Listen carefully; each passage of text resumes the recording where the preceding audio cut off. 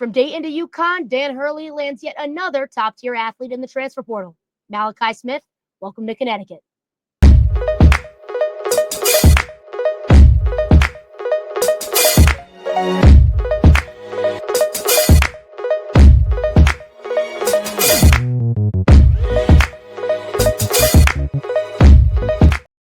Hello, everybody. I'm Bella Tomeno, your host for today's episode.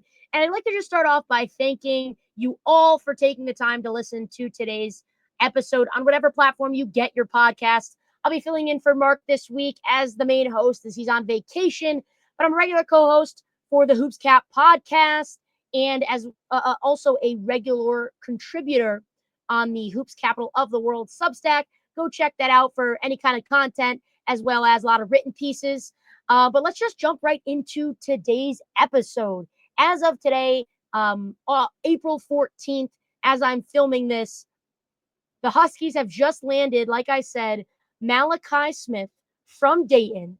And it is definitely one of the greater pulls that Dan Hurley has had so far this year. Just looking into his game a little bit, he averages 10.4 points per game, roughly 27 minutes a game. And the biggest thing that stands out about Malachi Smith is his 5.3 assists per game. He ranks in the 98th percentile nationally this past season, the 2024 season, with a 2.51 assist to turnover ratio. Malachi Smith is going to be a fun player to watch. He's going to be a really good combination alongside Solo Ball and, of course, Silas Damari Jr. out of Georgia, who the Huskies picked up a little bit earlier, about a couple weeks ago in March. Now, looking at Malachi Smith as a whole, he said his dream school has always been Connecticut, and now he finally ends up here. He finally lands himself at UConn. We're happy. I'm sure he's happy. And another kind of fun thing that sticks out about him is he mentioned that his favorite player was Kemba Walker. He says he models his game after Walker, and if he plays anything similar and contributes on any kind of level that Kemba did to this program, once again, I think this is going to be a huge transfer pickup. Dan Hurley, man, he is just a magician. Really just stacking all of these infinity stones. He has just been incredible in the portal. Smith comes out of the Bronx. He, was out the 2023-2024 season with a torn meniscus, but like I said, had a really good bounce back year this past year with Dayton. And if you think the name's familiar, it could be. This past season, back in November, Malachi Smith played for Dayton, who UConn actually faced in the Maui Invitational Tournament. So he did have a pretty solid game against us, 9 points, and hit a first half buzzer beater. So I think he's going to be a really good addition this year. I think the big glaring thing that people were wondering is, okay, Ahmad Noel's gone. He entered the transfer portal. And same with Aiden Mahaney. Obviously, the Huskies have some good players coming in from that 2025 freshman class, and some decent guard play.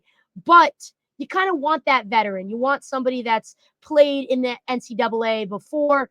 And I think Silas Damari Jr. is going to be great. He's going to fill the shoes of Hassan Diarra. But I think somebody like Malachi Smith is going to be really good off the bench. I think he's going to have to play in that kind of sixth man role and, relieve Silas Damari. And same thing with Solo Ball. I think he's going to make an impact in the guard position. They're going to be a great triple threat in the backcourt, without a doubt. Defensively, Malachi Smith definitely adds a huge edge for UConn. But offensively, I think he definitely has that similar game to a Solo Ball. And he can definitely shoot, without a doubt. He shoots 38% from beyond the arc, 42% from the field. No stats to sneeze at by any means. But yeah, I just think he's going to offer a really good relief position off the bench this year. And I think a lot of times the Huskies last year were looking for a guy to come up to make a shot or just to distribute the ball and somebody to trust, bringing the ball up, beating the press. And I think sometimes, yes, Hassan Diarra did a great job and definitely redeemed himself as the season went on. But sometimes he was a little bit shaky. And, I think that being said, I'm excited for what Malachi Smith brings in. I think Dan Hurley has been eyeing him for quite some time. And I think him and Silas DeMario Jr. are already two incredible pickups. And, without Aiden Mahaney and Ahmad Noel, and of course Hassan Diarra, I think DeMario Jr. and Malachi Smith are your two guys that are expected to step up in that spot. So I'm very excited to see what Smith brings. It is going to be a fun season and a fun off season, to hype these guys up, to see, what they're doing just in practice and to see, what their teammates say about them, as well as, of course, Coach Hurley. It'll be fun. It'll be exciting. But overall, Malachi Smith is finally a Husky. And that's kind of how we're going to open up the show today. We'll get to, next season and, of course, what the roster is going to look like. One thing that I think a lot of people are wondering is, what's the status of Alex Karaban? Stay tuned. We'll head to that segment next.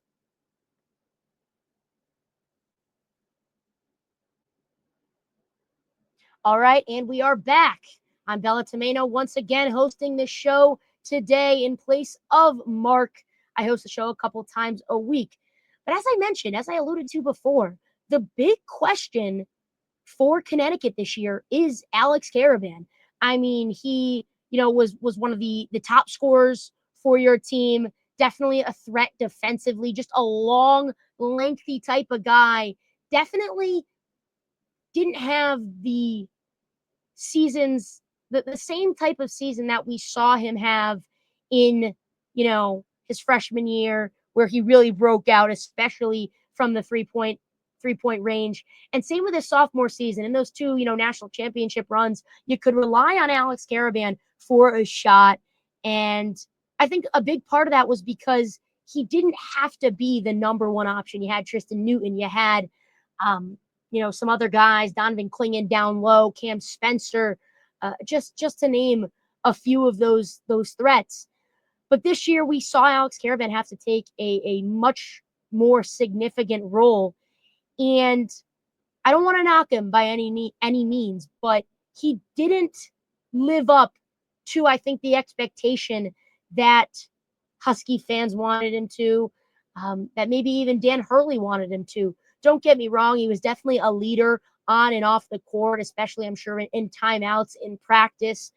He was a good figure, and a good veteran figure for some younger guys to look up to. But unfortunately, I was just disappointed. I think a lot of people recognize that his draft stock really plummeted. And I think coming out of his, sophomore season, his second championship run season, the question was, okay, is he going to go to the draft? And I think at that point, his draft stock was high enough where it would have made sense. But he stays in Connecticut. He decides to kind of continue pursuing his academics. I believe he's going for an engineering degree. And many were excited, but at this point, that draft stock isn't where it was at the beginning or at the end of his second season in stores. Because his stock has plummeted, I do think that he stays in Connecticut. I do think that that's where a lot of people have him ending up. I think that now in this day and age with, the NIL deals, I think it'd be a no-brainer for him to return another year. I think that if, like I said, if he was projected to go higher, I wouldn't blame him for wanting to leave. But because of the kind of letdown season he had, I just think that there's not a ton of room for growth for him in the NBA. I love Alex Karaban. I think, he's Captain Karaban. You know what I'm saying? And I don't want to, again, I don't want to hate on him in any way, but I just think that his career might just be a college role. I think you see some players like Jordan Hawkins, like Donovan Clingan, like Cam Spencer, who's gotten a lot of playing time, even um, Andre Jackson um, and Tristan Newton. They've proved themselves, along with Stephon Castle, of course. They've proved themselves in the NBA. I just don't know if there's a place for Alex Karaban's talent. He's great, but I think it might just be, him in the NCAA, unfortunately. I think that I am excited to see what he decides, but I do think, like I said, with NIL, I just think it's a no-brainer. You're going to make more money in college, probably than playing on like a G League squad in the NBA. And I know it's not all about, the fans, but I do think that the fans in Connecticut are going to cherish him more than, say, a G League team in the middle of who knows where. So I just think that based off of NIL, based off of having just not a great, 2024, 2025 season, I think that Alex Karaban should stay with Connecticut. Maybe he can increase that draft stock in the next year. And I just think that it would honestly be a huge help to this team. Again, you want that veteran figure. Obviously, you'll have it in somebody like Solo Ball, Terrace Reed Jr., but I think, you can't replace that Captain Karaban leadership. So I think for him, it'd be smart for him to stay in Stores. And I just think money-wise, exposure-wise, I think another year in college would bode him well. But that's the end of our segment with Alex Karaban. And we will head into our next segment. Is a four-peat on the rise for the women's and men's program? We'll find out.